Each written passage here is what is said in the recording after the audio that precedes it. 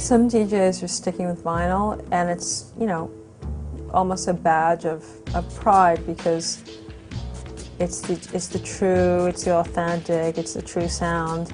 And other DJs are much more flexible because they're like, I have a portable set, I've got an infinity of choices. You can mix very, very differently if you're mixing off of a laptop than if you're mixing off of a turntable. You can automate things, you can quantize them. In some ways, it's true. Anyone can be a DJ if you're doing an MP3 laptop set because the applications kind of make it dummy-proof. But there's still a difference between something that's good and something that's really good, and I do think that's a difference between just anybody DJing or somebody who's, you know, like a DJ. This is kind of changing now with technology, but I just love that they're actual, you know, that they're objects, that you can hold them and you can touch them.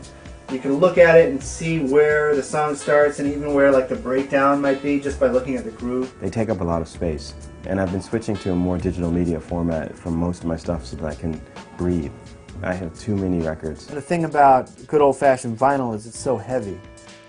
The DJs that use Serato may have a hard drive that's got 1 million songs on it, but when you bring in records to a club, you do have to choose. You can't bring everything that everyone's going to want to hear.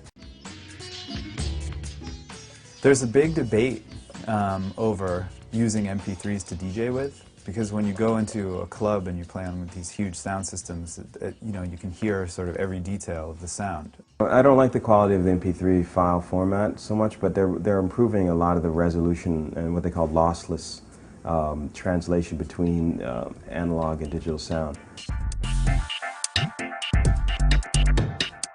The problem with digital media in general is that it's not as rich in texture as analog. Records have a lot more frequencies. Every generation of transference you lose something. And I think as we move further and further into the digital media era, most kids are growing up barely listening to records or at all. And they're probably not going to have ears, or for that matter eyes, that are used to the richness of the analog world.